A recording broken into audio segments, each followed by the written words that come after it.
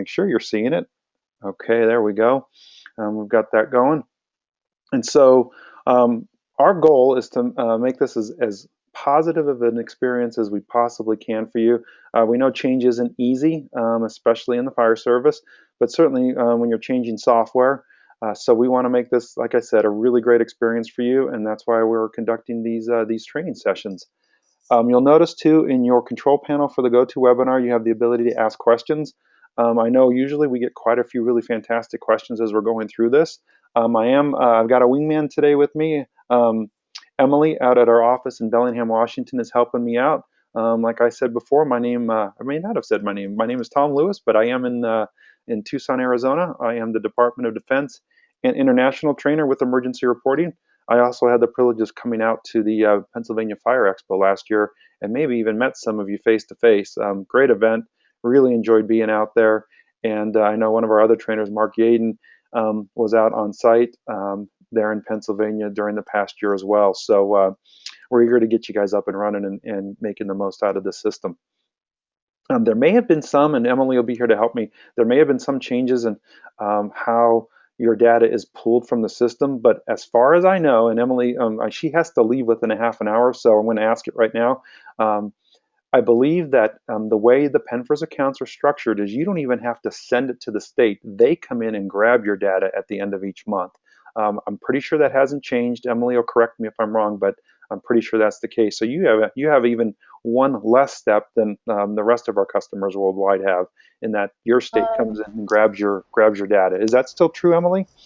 I know that that's true for some accounts, and we're slowly but surely getting them online and cleaned up so that they're able to do that. Okay. But some still might have to push their data through each month. But we send you an in-system announcement at the end of each month, right at the top there, reminding you to do it, to go through and export your data so it gets to the office there in PA. Okay, So, perfect. yeah. And I'll show them if I think my PennFIRS account is set to where the state comes in and grabs it, but I'll Okay. show them if need be. I can toggle over to my demo account to show them the process, but it's super easy. Just Yeah. really a few clicks. But yeah, thanks for the update on that. I should have asked you that before we started. So Yeah, no worries. thank you.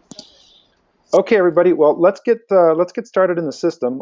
This is an example. What you're seeing on my screen is a PennFIRS account, and I'm going to give you a lay of the land here of the welcome page and what it's capable of doing for you.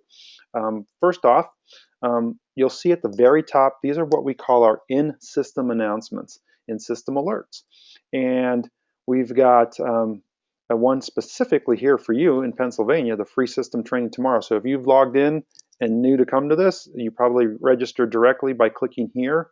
And let me show you what that looks like. And so you would click on this link right here, and it will take you to the landing page for today's webinar. This process is exactly the same, and this is actually really good timing because Thursday we are doing what we call a virtual Thursday training. We offer the same kind of training you're participating in right now, but we do it for all of our customers worldwide every first and third Thursday of the month. And so since 2 days from now is going to be our first Thursday, we're going to be doing some training on our training module. Now keep in mind that the basic PennFIRS account does not include the training module. However, if you're curious, we're going to talk about the reports in the system that help you really track training just really terrifically. And that's going to be our topic of the day on Thursday. So if you're interested, please join us. And just like you registered for today's webinar, you'll do the same here. Click on the link and go on in and register for a virtual Thursday training. The other thing with in-system alerts or in-system announcements, we've got 2 years worth here. So by clicking on any one of them, it's actually taking you to the archive pages here. One thing I want to point out to those of you that are going to become power users or thinking of upgrading your account, it's really great once a month to click on any link here that says System Updates. And these system updates give you a rundown of what has changed within the system. Now, granted, you're going to see topics here that, well, maintenance, well, we don't have that in PennFIRS, or occupancy inspection. Well, that's okay. You do have administration, of course, and you do have access to some reports that are relevant for the modules you do have. But as you work more in the system, especially a lot of the chiefs out there, as you work more in our system, this is a way to stay current. And if you become a power user where you're in it frequently and you're trying to get more out of it, this is a way to stay up to date. We make changes to the system every 2 weeks, and we release them, so you may discover them on the fly, because whenever you log into the system, you are logging into the latest version. You never have to install software, never have to worry about updates. As long as you've got a web browser on any web-enabled device with a browser, of course, you can access our system. So that's something to keep in mind, and it's through here in System Alerts. But if these go away, which they do after a week, or you decide you're going to remove them, but I wanted to go register for that training, how do I get back there? Well, you simply click on Support. It will take you to our knowledge base landing page, and then click on News and Announcements right here, and it will take you right back to where we were before. And again, I know this, you see, and this looks like a lot right now, especially when you're brand new to the system. What I'm just trying to do is kind of give you a taste of where you can access information about emergency reporting. All right, let's go back. The other part of the support that pages that I want to talk to you about are our knowledge base. So here we are, same page I was at just before, the landing page for our knowledge base, as well as news and announcements. What I would like to point out to you as brand new users is take advantage of the link right here for PennFIRS. And it just shows you, in the event that you need to export any data from your previous records management software, you can do that. And then some basic getting started, walking you through the basics. And you may be past this, which is great. Then you're ready for learning more about the modules you do have. Well, Daybook, and we've got incidents, and the administration module. Okay, so take advantage, especially here like in incidents, which all of you have, which is the core purpose of the PennFIRS account. And it walks you through not only some video training, but also some of the features within the incidents module, of which we'll cover some of that today. And that's all accessible through the support button. You also have the help button here, and the help button is kind of an internal help, and it is more of what we call like on the legacy help section, but I love it so much because whatever page you're on in the system, so I'm going to close these other tabs out, whatever page you are in the system, it takes you to that help page. So in the event that we've updated that and put it out to our knowledge base, there'll be a link on this page to take you to the updated article. But in this case, I'm on the home page, and here's all the help data on the welcome page itself. So I think when I started using the system back in 2004, I always liked that it's easy to get help in this if you want to learn how to do something in the system. All right, moving next to change password in the system, and you can change your password at any time, and it's really important for you to know that if you happen to forget your password, you must talk to one of your local administrators. When I say local, I mean your department's administrator for emergency reporting. Our support team, per policy, because we can't verify your identity, cannot reset your password.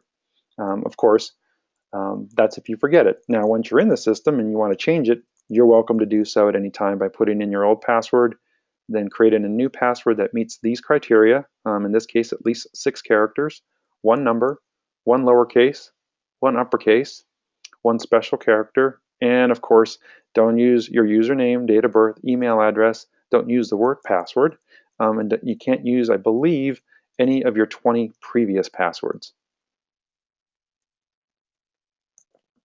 Pretty easy, pretty straightforward. And please don't hesitate if you've got questions as I'm going through this, or if you ever need me to slow down and repeat anything, just put it out there as a question, and I'll be sure to revisit anything that I've gone over. Okay, next up on the welcome page, we've got change my notifications. So this is like configuring your dashboard. And for a basic PennFIRS account, it's really straightforward, and sometimes, depending on the browser you're working in, it could bury it behind other windows. So I'm going to drag that over, make it larger. And so here, this bottom one, because it's tied to incidents, it's about PCRs. As a PennFIRS account, you're not doing patient care reports, so you can disregard this third one. However, if you're a report writer, I recommend checking this box. If you're responsible for ever writing reports, this will show you right on your welcome page any incomplete incidents that are assigned to you that you've either started and haven't finished or have been directly assigned to you by a supervisor.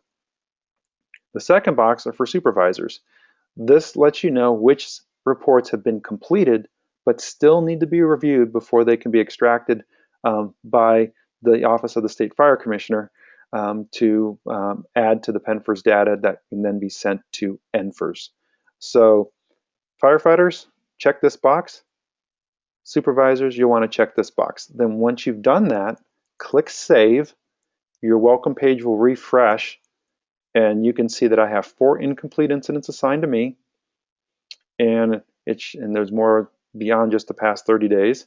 And there they are. And we're going to go into an incident report here shortly, so don't worry about this. But it just lets you see with one click when you log in any incomplete incidents that you need to finish, so you don't have to go search through them on a long list of reports. And then, of course, any incident that has been completed, click once, it'll take you to it, and they will be in the status of a yellow lock, and they'll need to be reviewed. And hopefully we'll have time to be able to do an example of that. And that really covers the core of the welcome page, with one exception: the daily log.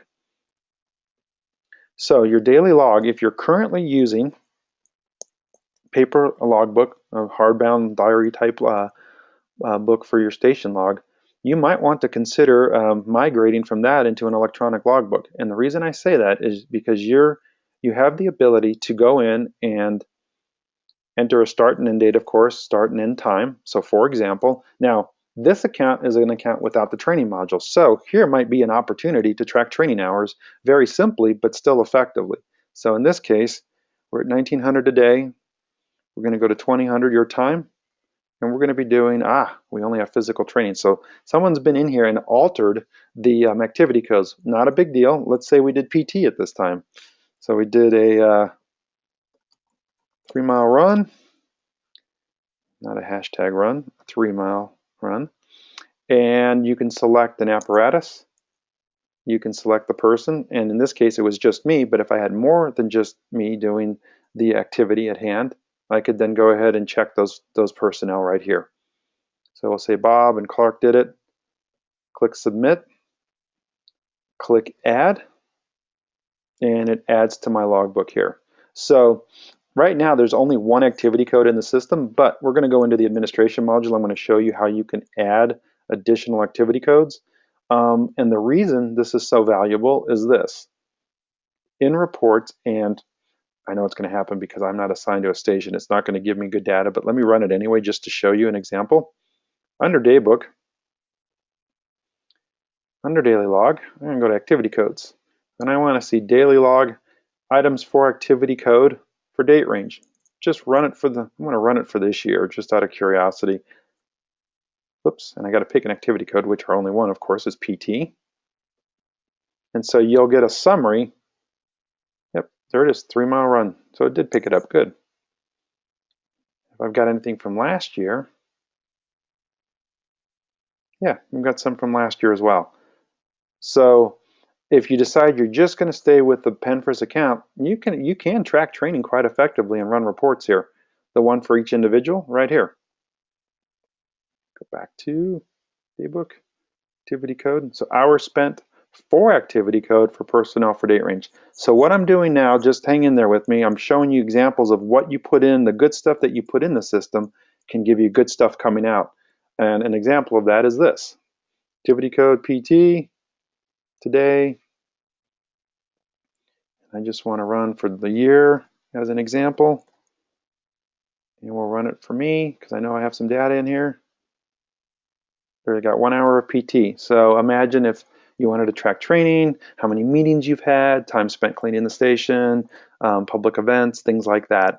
This is the place to do it, and it works really, really well. All right, I'm going to keep that in there so we can run some data later on. And the one obvious thing I probably didn't mention is over here on the left side is your module button stack. Those of you that are administrators, you're going to have access to every one of these buttons. Most likely, the rest of the department will have access at least to incidents, library, and my profile. All of this will be determined by the privileges that you give them in the administration module, which is where we're going to dive into next. But before I do that, I wanted to see, does anybody participating in this evening have any questions for me so far?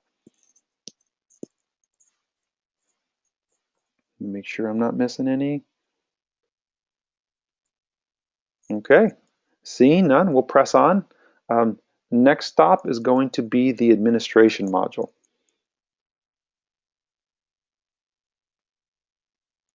What I'm going to do is take you through all of these, and then we're going to go into creating an incident. That will probably take us through most of the hour. However, one thing we have committed to in the past is if we do get lots of questions, my goal is to stay until they're answered, or if it's something I can't answer, I'll get your email address, do the research, and we will get back to you with a comprehensive answer. So here under incident settings, we'll zoom in a little bit. Under incident settings, we have required fields and customizations. I want to click on that. And what this is letting me do is turn on certain fields within an incident report and make it red down here on the bottom. Basic page required fields. So any box I check here will be a required field for an incident report in the system. My recommendation is to always make the zone a required field. We have a lot of great reports that allow you to filter by zones, and these are geographic areas that you respond to. You build the zone list based on your first due, based on mutual aid, based on other jurisdictions that you might respond with or for. The other one, now I know for volunteer departments, this PennFIRS does not require it, therefore it's not a red required field. So this, by checking this, will require the en route date and time, which means it will make sure that the report writer puts in the time you leave the station in the event you wanted to capture your turnout time. Bill's got a question. Can we go over a house fire incident report? You know what? We sure can. We'll do a basic fire report once we complete everything here in the administration module, Bill. Yeah, that's definitely something we want to go through today is at least start to finish on a basic incident report. So you bet we'll do that before we wrap up today. The other box here is general customizations. This, by checking it, will allow you to include what we call a custom fields page. All this is your ability to create custom questions for an incident report that isn't already asked by PennFIRS. So I know my department here in Arizona, we got reimbursed when we sent a rider in on an ambulance. So that was a perfect question for us. Instead of having to try and track it down in a narrative, the custom question we had was, did a Green Valley Fire District personnel ride in on the ambulance? And if the answer was yes, we would put how many. And that was the second question, how many rode in? Or actually it was yes, one, or yes, two or more. And then we could easily run a report that would give us a summary of those incidents by incident number, and then we could deep dive into those incidents from more specifics. So if there's a data point that you want to capture that PennFIRS isn't capturing, this is the place to do it. And it's all a matter of just clicking add field, type in your question. The sequence is how it appears on the custom fields page. So in order, 1, 2, 3, 4, and so forth. Checking this box makes it a red required field, and then it can be either a single type in multiple choice, pick one, or a text box type in. So hopefully that'll get kind of your juices flowing here and thinking, maybe there's some things we're capturing with our old RMS or something we might want to capture with our new one per incident. The last one, before I move forward, any questions on that? All right, seeing none.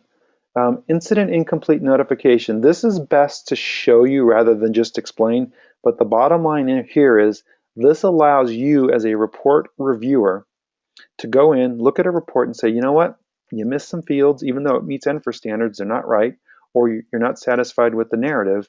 You can go in in that incident, make it incomplete, send an email to the report writer to let them know that, hey, you got to fix this narrative. It's not up to department standards. They'll get an email. They'll also get on their welcome page a notification that shows that they have one incomplete incident assigned to them. So time permitting, I would like to show you that later on. It's a pretty neat feature, relatively newer feature in our system. PennFIRS imports. Okay, so in the event that, and I know Pennsylvania may be helping you with this, but in the event that you would like to import your department's previous PennFIRS data, so your run reports from your previous RMS, you can do that here directly in the system. Now, we're here to help you if you need it. Either our support team, Brittany at the main office in Bellingham, or one of us trainers will be glad to help you with it. But it's pretty straightforward. If you can export the data from your previous RMS and then follow the steps listed here, you can import your previous incident data into emergency reporting, which makes it nice for running reports in the event you were going to go for accreditation or needed to produce some data for your governing body. Okay, exports. Normally, this is where you would see your PennFIRS export. I'm going to show you in my demo account what that looks like. Fortunately, you're in Pennsylvania, so this isn't going to be as big a deal for you here once everything is up and running the way we have it planned. But let me show you what that looks like briefly so you'll get an idea in the event your account still has this turned on.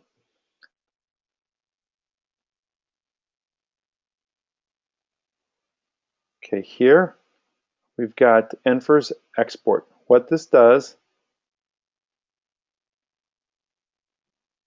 here I am in a demo account, so who knows what's going to be here, but let's see. All right, PennFIRS 5.1 export. Okay, so we've got the export history, and if I were to create a new export, that's what I need to do. There we go. So it's possible your account will look like this. What this tells me, for January of 2016, I have 5 completed incidents that aren't reviewed. Once these numbers start moving into this column after reports are reviewed, you select this button here, or in this case, we'll do December, or let's do November. There's no incidents, of course. I scroll down, and it's one click, and it gets exported to your state. Again, the plan is for all PennFIRS accounts to be like this. You don't even have the PennFIRS export because they come in and grab it at the end of each month.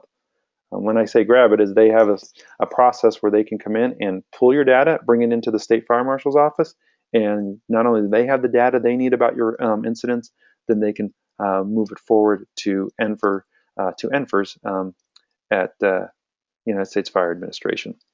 So it's that simple in the event you still have that functionality in your account. The one export that's listed here is the ability, if you're inclined to do so, you can download your entire emergency reporting database to a local computer. When I say local, it's a machine that's in your station, at home, wherever. In the event you wanted to have what we call a tertiary backup, right now we have 2 data centers, one where all of our servers are stored, one in Denver, one in Phoenix, and I can tell you that we have had at least 99.99% uptime on an annual basis, which means we're down far less than 52 minutes a year. But if you still would like a backup, we give you that ability.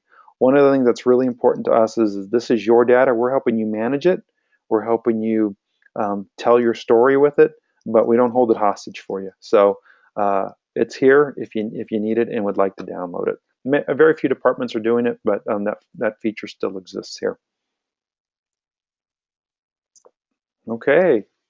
Any questions so far? I see Emily's already talked with Bill on doing the incident report. Good. Okay, so far so good. All right, here's where we get into the daily log settings. So the daily log activity code list right here, this is where you build that list. So I'm going to add one. And I'm looking at this from a PennFIRS only account where you don't have our training module. So here, I'm going to add one called training. I'm also going to add one called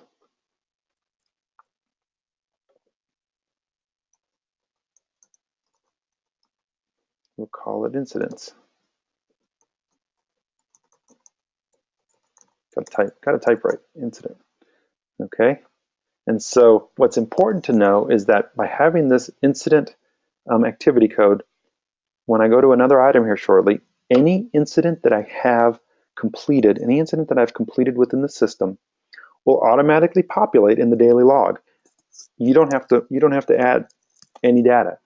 You complete your report, and I'll show you what it looks like when we complete a report, but it'll become part of your electronic daily log.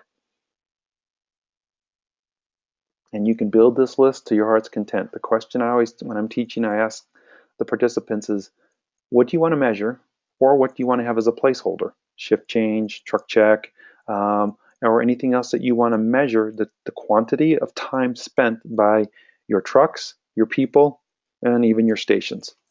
Then you want to add it as an activity code.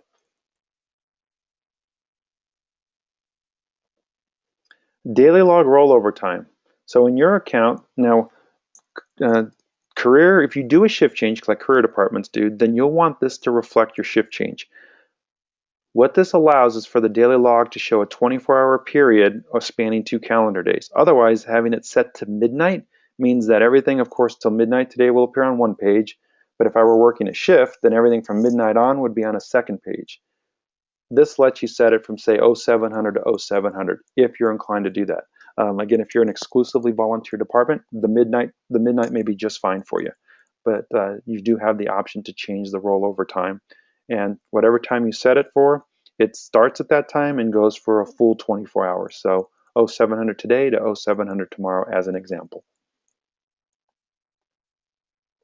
The default activity codes. So this is why I built those two codes. Anytime you run an incident in the system, it will automatically populate with this activity code as long as you've selected it and saved it. Now the training, this only functions when you have the training module, so you can leave this one blank for right now. However, in the event you did upgrade to the training module, you would set it to that and you'd be able to capture just an umbrella number of hours for all types of training. The more granular recording and more detailed recording of training hours for individuals comes with the actual training module. But it's not to say you can't simply use it here in the daily log. I know I've heard a lot of Pennsylvania departments, doing that. So you've got some good options here. And some of our pages, and I'll show you, like in incidents, you'll be prompted to click the save button. Some of our newer modules, they auto-save as you go from field to field.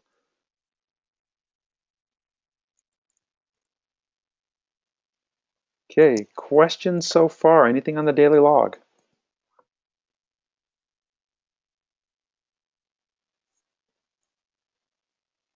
Mark asked, oh good. Does the training in the daily log get exported to the state? Mark, it does not. I believe the only thing that's being captured by the state are your incident reports.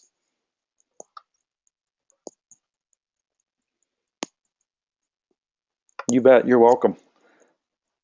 All right, account settings. Here's some security settings. So you'll determine this for your account. You've got the security timeout, which means users will be automatically logged out after, and I chose 6 hours as a preference, but you can do anywhere from 20 minutes to 6 hours. And I've heard arguments both ways, especially with volunteer departments, because the good thing about our system is you can work on home from it.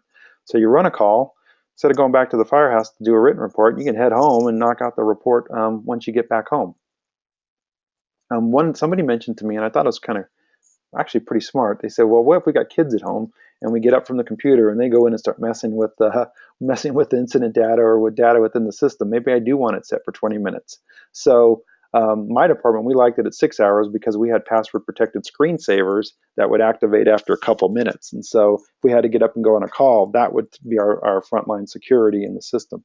So it'll be an organizational decision on what you decide here, but I figured I'd illustrate a couple examples there. Password expiration, well, we all know how much we love the number of passwords we have to manage. So for example, I have a password keeper because there's just too many now. I used to be able to keep a couple, dozen maybe in my head, and they wouldn't have to be changed, but infrequently. But now I have a password keeper. So these are just for my emergency reporting accounts. All right, and so that doesn't even count all the other ones I have. So this, it'll be up to you again based on either your jurisdiction, your town, If they have a policy, I know some towns and cities have policies on when passwords need to be reset or changed, but we give you the option from anywhere from 1 month to 1 year on 1 month intervals. Likewise for a lockout policy. A lockout policy, all that means is if someone has not logged into their account within the time frame you set, again, from 1 month to 1 year on 1 month intervals, uh, they will have to come to you and you'll have to unlock their account. And then you as a chief can say, how come you haven't logged in 8 months? This is a tool we're using to record our data, to communicate with each other. There you go on the lockout policy. Password length, anywhere from 6 to 20. Again, that can be driven by your organization. 20, I don't know of any organization doing that, but that's not a way to win friends and influence people. However, it would be a pretty secure password. We won't worry about the change. Actually, yeah, we can. If you click this to show change station and shift on your daybook page, what this does by turning it on allows you, if you are a multi-station department and you have movement of personnel, it allows them to change their station to reflect the station they're currently working at so that they enter items correctly in the correct daily log. So bottom line is whatever station is showing on the welcome page will be the station's logbook they enter in. But if they move to another station because of staffing needs, this gives them the ability to, and I'll show you it after we save it, gives them the ability to self-change their station assignment. And then this one allows profile access to all personnel files for all users on the account. Really, all this is it turns on the My Profile module for everybody. It does not mean that other people can see your data or you can see theirs. Unless, of course, you're an administrator, then you're going to be managing that. But again, I can't see other members of our team's profile. It just means that they can see theirs. The grammar here is kind of funny. So, all right, any questions on the security settings? I'm going to click Save. Okay, what happened there was this change station and shift gives me the ability to change my station or shift assignment once they've been built into the system. And this station reflects the logbook that I'm currently in. So if I have, again, a multi-station department and I move to station 2, any entries I put in here will be for station 2's logbook.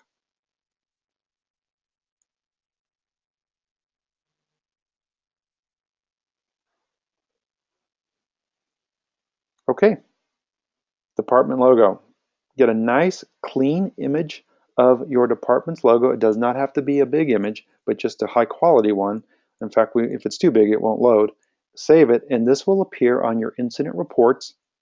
It will appear, well, in this case, your incident reports and in your system reports that you'll pull out of the system to document things like your run statistics, daily log items, and things like that.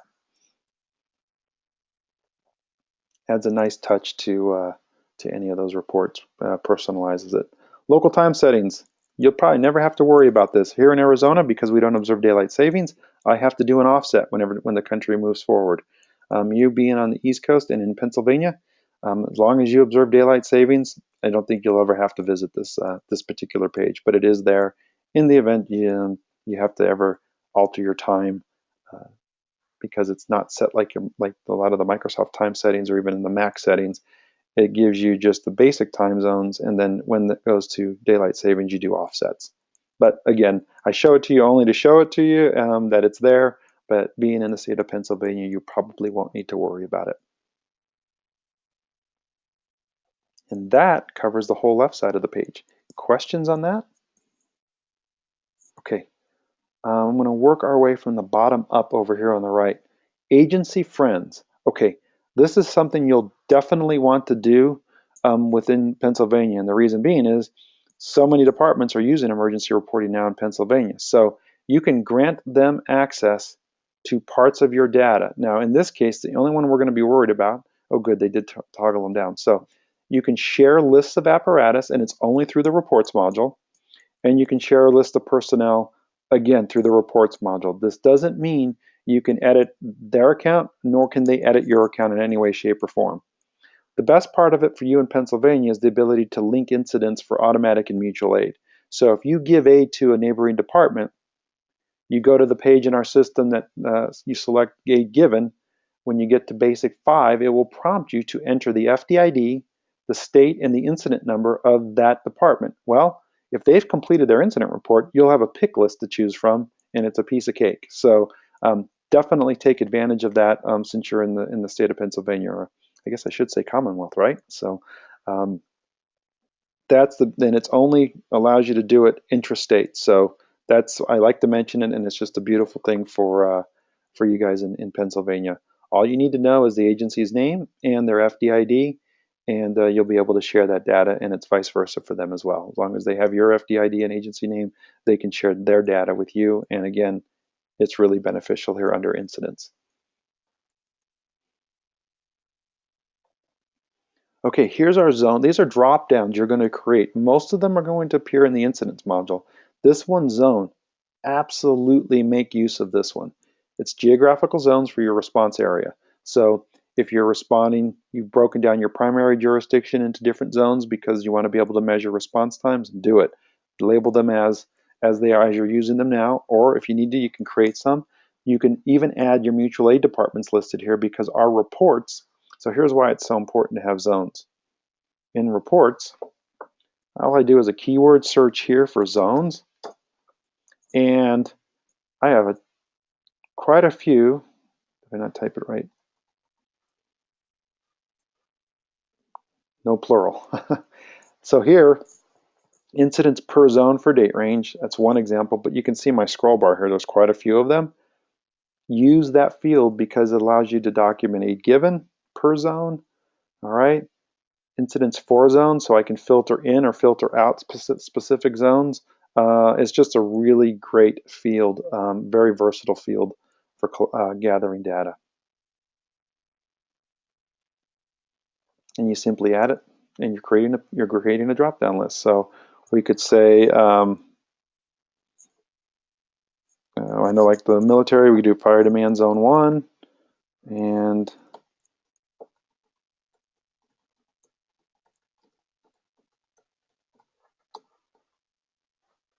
then so forth and so on. So I hope that gives you something to think about as far as how you want to create it for your department. Okay, stations, of course you build your station list.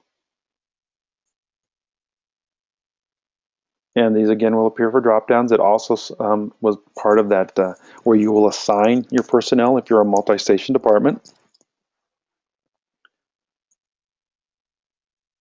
Shifts, if you have them.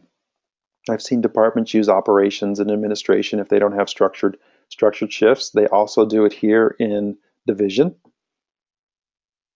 Remember, you're creating drop-down lists where they appear in some of our other modules, be it the administration module, the incident module. You're basically configuring your account here. Your ranks within your department, and you just create, wow, I can't type tonight, fire chief, and then build your rank list. But this is specific to your organization. The master street list. Okay, so what we have here on the master street list is the ability to add a single street, and then if you add a single street, anytime that report writer, say, types in this case, MA in an incident, this will be one of the choices, kind of like a Google search. You can, if you have available to you, upload your entire street list from your GIS department, Public Works, whomever may have it in your jurisdiction, and you can bring the entire street list into our system so that you're not worried about misspelled street names. You're getting the directionals correctly. So if you ever have to run reports for grants, you have to run reports for specific streets, you're not worried that things are misspelled or you're missing any of the key information about a particular address. It's a process to do that. You need the master address street template to download. It looks like this. And it's a matter of just filling it out. I'll let Excel open here. Oh, good, it's opened up fast. And you simply fill out this spreadsheet with your street data, following PennFIRS rules for the prefixes Let's make that larger. And then you simply, once that's filled out, you choose the file, it'll prompt you to upload it, and you're good to go. And you've got all your street addresses in the system as kind of a Google search pick list when you're completing an incident report.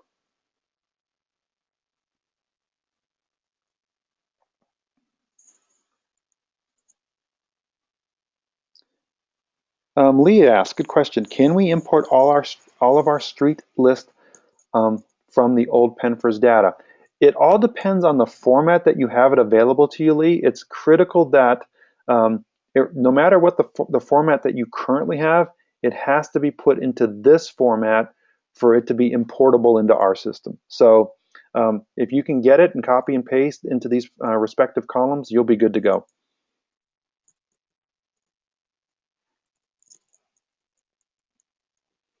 I hope that answers it. All right. Let's see here, your apparatus list. Okay, I'm going to bump up to that. Now the business list, I should touch on it just briefly because I need to mention one thing here. In the event you do more with our system, just remember, add businesses as vendors. There's a little backstory behind it, but bottom line is if you're wanting to start to add businesses into the system, not businesses you inspect, but businesses that work on your trucks, businesses that supply you paper towels, station supplies, they're a vendor. All right, and it will only apply to our maintenance and inventory module, but we are hearing a lot of Pennsylvania customers upgrade. So again, if you run into it and you decide you're going to do more with the system, vendor is the key when you're adding businesses.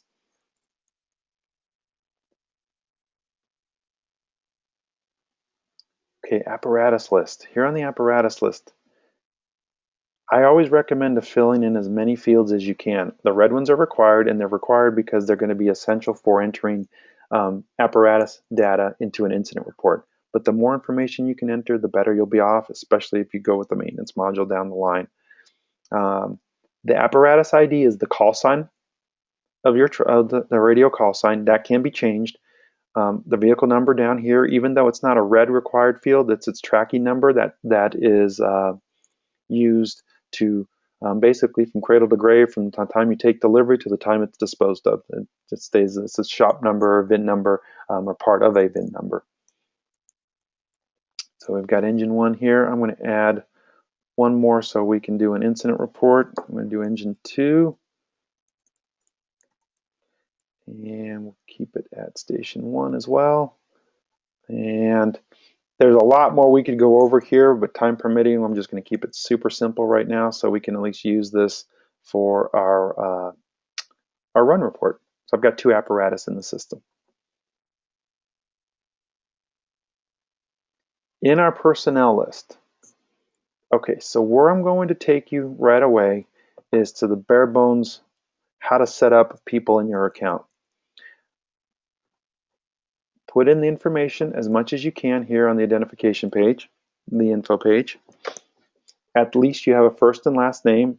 And remember, back in the administration page, previous administration page, this is where we built our divisions, pick list, our station pick lists, and our shift and rank pick lists. They appear elsewhere in the system, but this is the first place you're going to encounter them. So start there before you start adding personnel. That way you can select their correct rank and the correct shift if you have them, correct station, correct division. This page is key. When you're adding people to the system, you'll select has access, you'll create a login for them. If you get a login and you go to click save and it says this is already in use by the system, just think of it as an email address. There can only be one email address like yours on Yahoo, on Google, on your cable provider. And so likewise in our system, you can only have one login name the same. So if I were to put in another account Tom2633, it would kick it back to me saying it's already in use. So it's not department specific, it's emergency reporting specific worldwide. When you set them up, click change password, give them a new password, a generic one, real simple.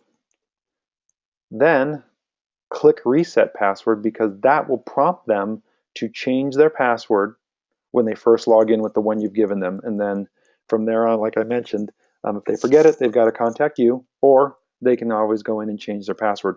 Nobody in our support team can see that database table, so we don't know anyone's password. And you won't know it unless someone tells it, unless they tell it to you. Here on the incident access level, they can either have no access, which means they don't have access to the incident module. The button won't appear. This button won't appear. They're a submitter, which most of your troops will have. Your firefighters will be a submitter, which means they can complete a report, but they can't review it. A supervisor can review it, and an administrator can not only review it, but they can unlock a call that's already been shipped to or pulled from the state in the event that you have to make changes to that report because you've got new information. And then the module access is either none, full, read-only for daybook or library. And I want to mention the daybook here. The limited access is what you're going to want to grant most people, because what that means is that they can go in and make an entry in the daybook just like I did earlier, but they cannot go in and edit anybody else's, nor can they erase theirs or change theirs after 48 hours. So it's a way to keep things pretty secure, in that way people aren't messing around with other logbook entries. So it's a recommendation that most people in the organization have limited. And then my profile simply turns on this button right here for the user. And so that's a really fast overview of the security settings. Does anybody have any questions on those? Okay, so far so good, guys. All right, fantastic. I'm going to go next, and there's more we could do here in personnel, but we've got about 15 minutes. So what I'd like to do, because Bill had asked for it and it is part of our onboarding session, is we want to go into an actual incident report. So I'm going to go page by page. I'm doing a basic fire report, real simple one.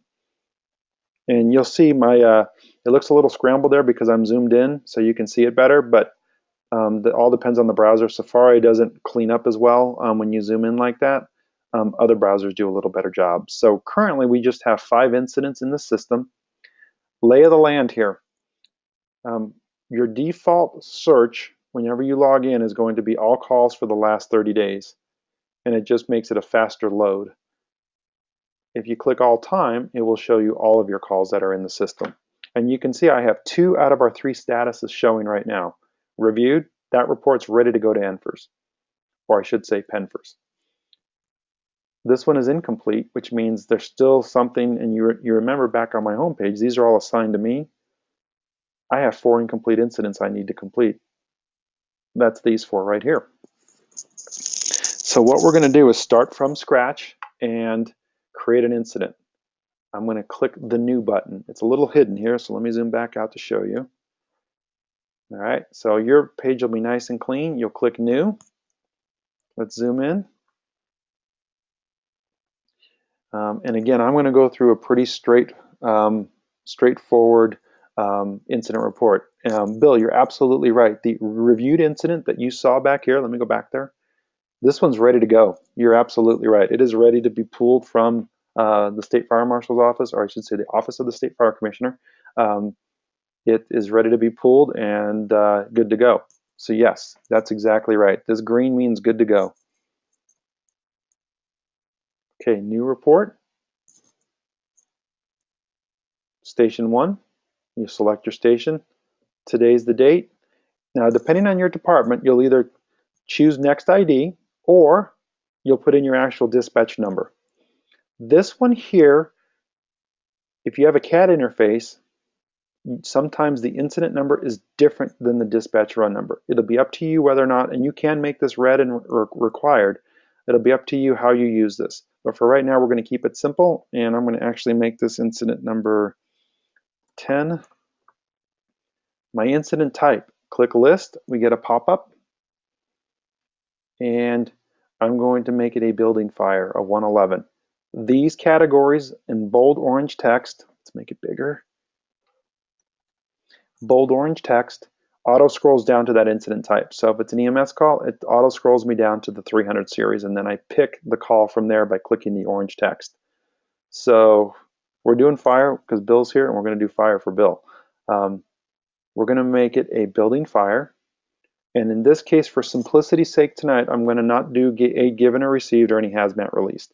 If I do choose these, we have dynamic pages in our system that will open up because NFIRS will require it.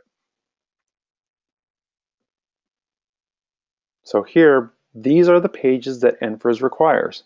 And so again, for the sake of time, I won't go through every single one because you guys have done incident reports. All I can tell you is that red means you're missing a field that's required for NFIRS, okay? So here on basic one, we're good. Now remember in our current incident module, don't use your browser buttons to navigate. Use the web page buttons because this sends the signal back to the server. Save and stay is the floppy disk. The next button here is save, send the data to the server, and go to the next page. And so in this case, depending on what you were to choose here, would open up additional pages. So I'm going to turn on yes for all of these.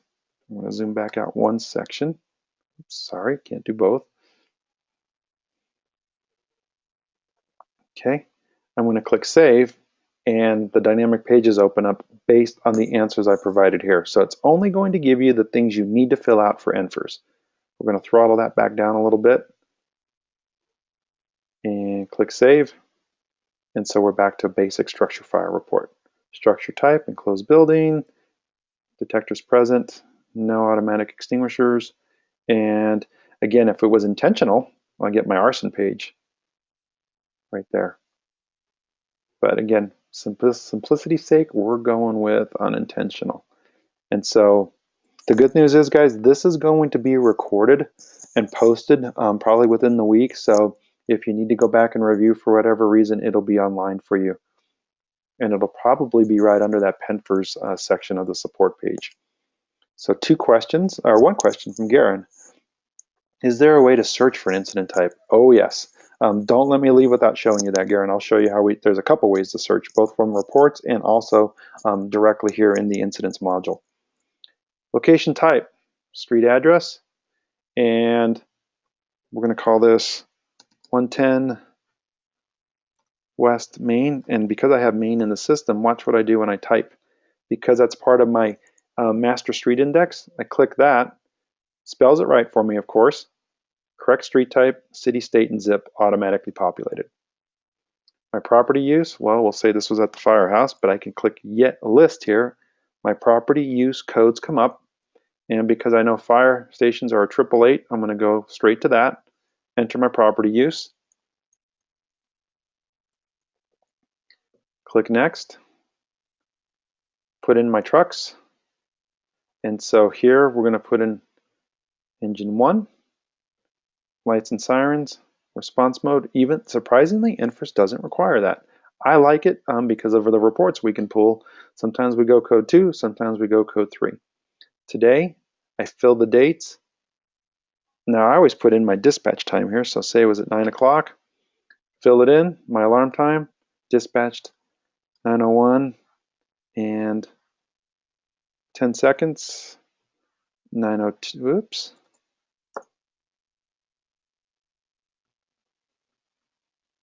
Fast fingers here. Went en route at 9:03 and 12 seconds.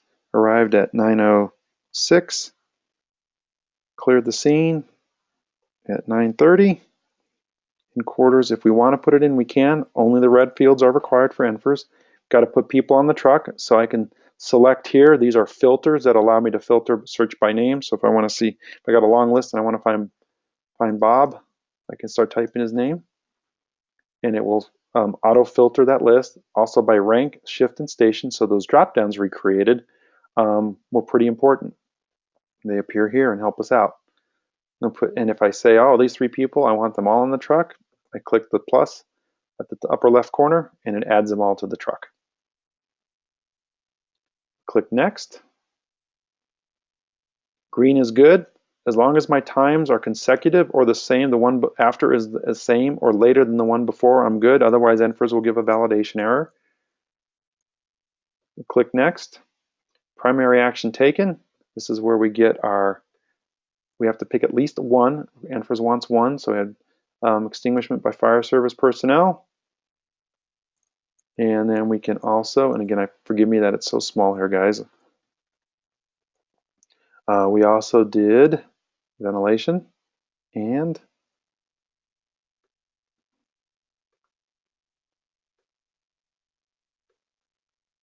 come on, there we go. We also did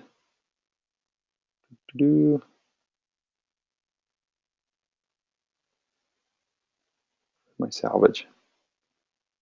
Probably looking right at it. It's late. It's late for you guys too. Now we forced entry. How's that? And to answer Bill's question, this is where, and this is, I'm glad you asked it because I teach this even though it's not read and required. Whenever possible, put in your losses, put in your pre-incident value because we have a great multiple reports actually. We call it a potential report here in Arizona, but basically it lets you see the value versus the loss. So you can show your community that we had $1 million worth of structure fires, but we only lost, a few $1,000s. These are the fields you want to fill out. So maybe the report writer might not know it, but certainly the chief or public information officer, somebody higher rank in the department can put in these values and then extract reports from it. So is that what you meant, Bill? I hope it is. I hope that's what you were looking for. Okay, that takes care of all the basic info, the 5 pages, and then from there it's just a matter of filling out all of the PennFIRS required structure fire and structure fire pages. And then we've got our narrative page. These will be read because we're not going to take the 10, 15, 20 minutes to fill them all out. I put in my narrative. I also can put in files so I can upload photos. One of the nice things about this was that as PIO for my department, I was off duty. The guys called me, hey Tom, we had a rollover on Interstate 19. Some pretty heavy damage, but everybody was wearing their seatbelt. I loaded some photos. It's incident number 10. Oh, and by the way, the media wants you to call them. So I could, pull up the data from home, share photos if necessary, without having to drive all the way down to the station. And so, yeah, depending on your, of course, follow department policy, but you can upload files here as you see fit. Another good one we used it for, if on a motor vehicle collision, if we wanted to get the VIN, we'd just at the door jam, if it wasn't destroyed the vehicle, open up the door and grab the VIN tag decal on the door jam and take a picture, and then we could manually enter it into the system later on, but we'd have an image that we could upload here. And then of course we go to authorize, but what's nice is when you go to authorize the report, anything that PennFIRS requires that you didn't complete, it will give you an orange hyperlink to take you back there to correct it. So for example, here, I need to put in the number of buildings involved. That's required. Click it, takes me right back to that page, and I can go in and complete that. And until I get green across the board here, it's going to show red here and tell me exactly what I need to correct before it's ready to be reviewed. And so that is really the super fast rundown of completing an incident report in our system. To answer Garen's question about searching for an incident type. So the primary way to search is right here in incidents, and because it's blocked off, I strongly recommend playing with this once you start having data in the system. It's actually kind of fun. Click on advanced search, and you can search any incident by any of the combination of these fields. You want to just capture all your fire related calls, you just do start at 100 and go to 173.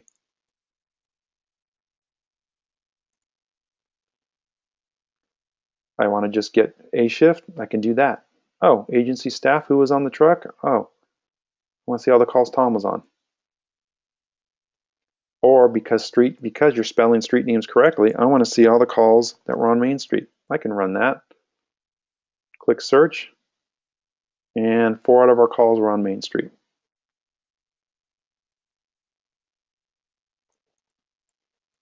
So the search, you can have a lot of fun finding things just through the advanced search here. So I'm glad you asked that, Garen. Excellent. And then one more question from Jeff.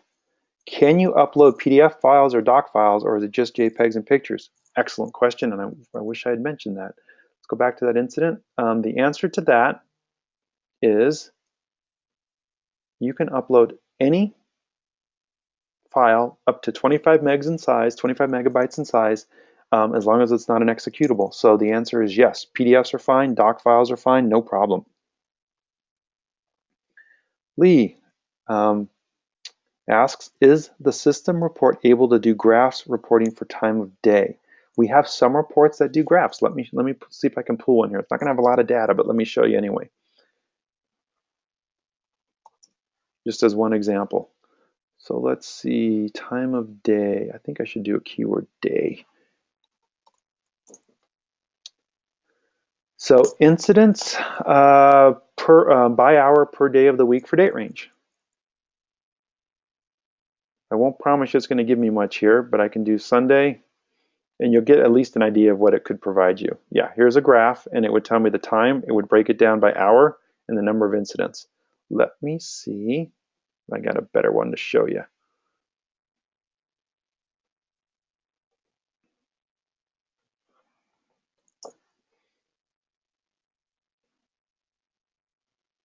So we'll go day of the week Monday as one example, 2015. Don't know how I'm going to get lucky on this demo account, but we'll give it a try. One incident at 9 between 9 and 9:59. Again, this is just one report. Once you have really good data in the system, you'll be able to run some really nice reports. So Lee, I hope that answers your question. Garen, my question was pertaining to the incident type dropdown. Okay, hold on. So incident type, gotcha, Garen. My bad. Let me go back over there.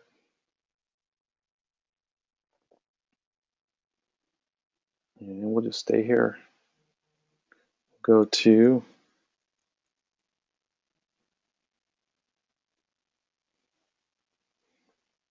incident type. And so here, let me read your question so I'm understanding it correctly.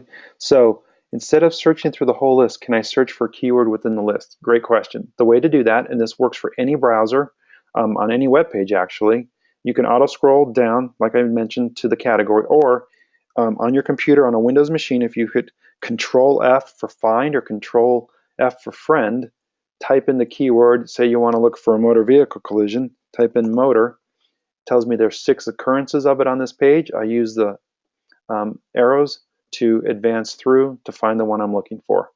That's the fastest way to do it, and it works on any web page with text. Control F for friend or Control F for find if you're on a Mac. You can do it. You can do it as Command F. So does that help? Does that help, Garen? Oh, good. Okay, excellent. How can I make the narrative red and required? They always come up green. Yes, the reason you and I share the same pain point. Narratives will always be green because PennFIRS doesn't require it. Also, the problem with the narrative is that it's very subjective. So what criteria would allow it to go from red to green? And that's a challenge for us to make that criteria. Therefore, it is always green, which will prompt you to always go in and manually look at it. But it is a bit of a pain point I share with you as well. It's just there's no way to quantify it because it's not field specific. It's very subjective, paragraph based. Good questions. Can report templates be saved for common reports? So if you mean, Jerry, in the reports module, what you can do, and what I recommend you do, is when you find a report that you really like, okay, say here personnel, I'm going to go system access, so system access per active personnel per rank. When you find a report you like, and that's probably a bad example because it is already in my favorites, I can add it to my favorites list here. And by doing that, the way to do that is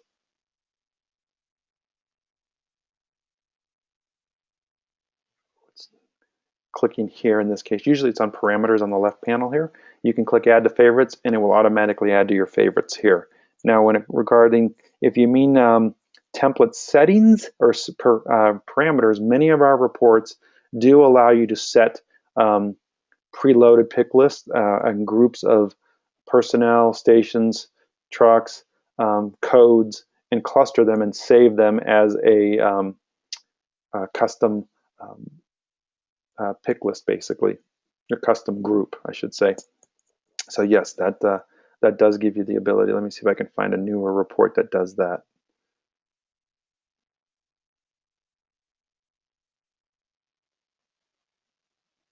So here, pick multiple. I can pick a saved list and cluster people together, my A shift, my volunteers, my engineers, and be able to run a report just for them in this particular case. All right. Well, I'm here for more questions, guys. I know this was a lot to go over in a relatively short amount of time. Like I said, this will be um, this is being recorded and it will be loaded onto our support page. My guess is it's going to be right here under PennFIRS, and it will be listed here. In fact, we may even have an older one that I did, but this one will be an up-to-date one, so you can view them at your convenience. But if you need to, just do a search for PennFIRS, and you'll be able to find this within a week or so. Jerry, I was referring to incident reports and templates. I'm not sure. Help me out a little bit more, Jerry, on what you were looking for on incident reports and templates. Got it. Sorry. Um, okay, so um, each report that you start is unique. So there's no real templates per se for an incident report. It's all driven from scratch when you click new, and it will drive what fields and what pages get dynamically opened based on the incident type.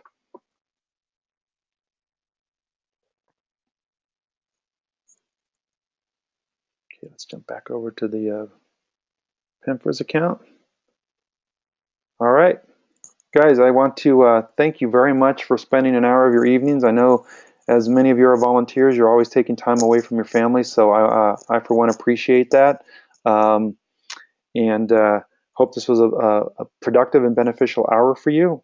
Again, if you ever need any additional assistance, don't hesitate to reach out to us at support@emergencyreporting.com, or you can reach out to me at Tom, at emergencyreporting.com. One more question from Garen. And Gerald, you're very welcome. Glad you could join me tonight. From Garen, one last question. Is there a way to log a number of incidents someone attended, not by hour? So Garen, you want to know how many, just an incident count, not necessarily hours. Is that correct? And the answer to that is yes.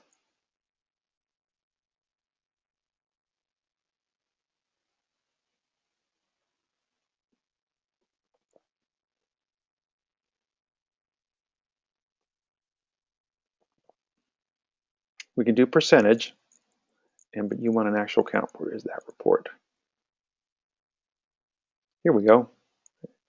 Incident count, I want to find per a single person. When you see the word for in our reports, it's a filter. And that's always a good word because that means I can filter by personnel. I can pick one or more people. I think right now, well, incident count, responding personnel per incident. Let's go with this one for right now. Incidents per personnel and apparatus, year. And of course, the reports have to be reviewed. So let's go to this account so I can show you an example.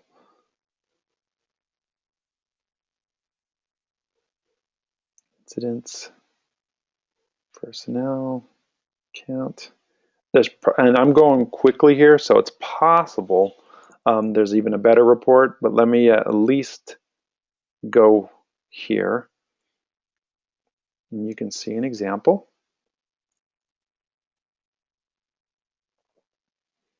So for the station one, you can see Sherry, Ryan, and Chris all ran one call each.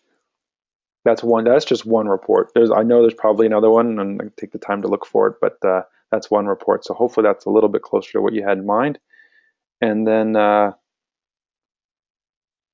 so Bill, what year breakdown reports? Help me out a little bit more so I understand the question better.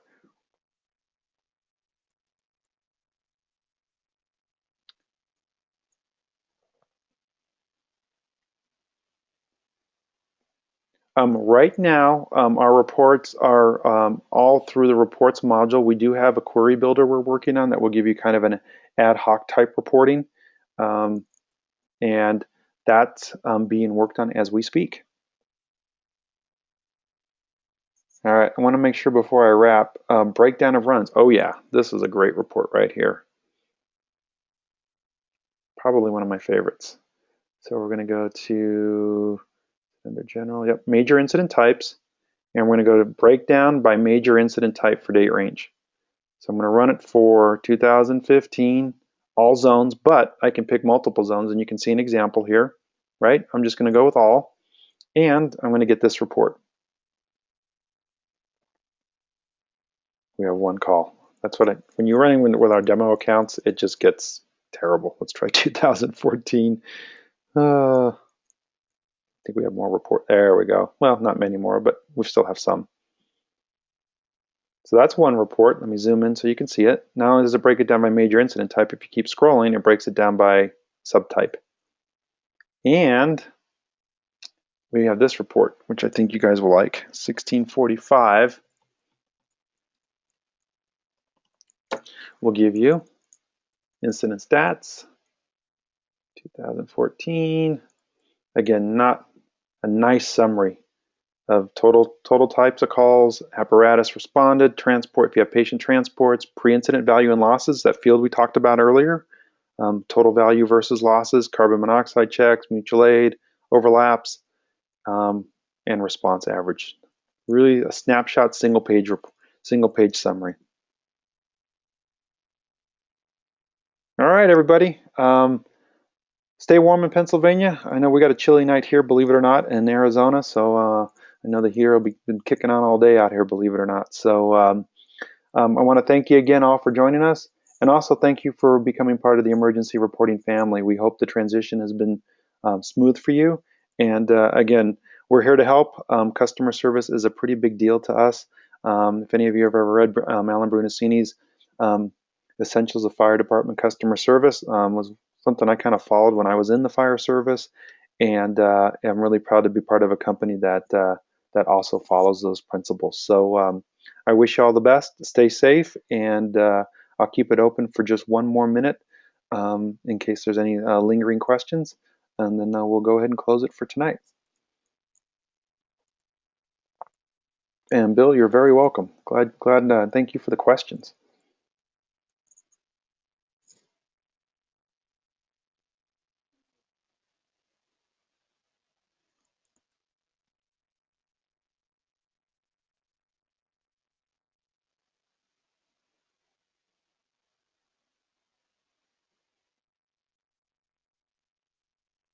So, Bill, I see you typed in checklists. Are you looking at something that we would provide you as a new customer, or something within the system?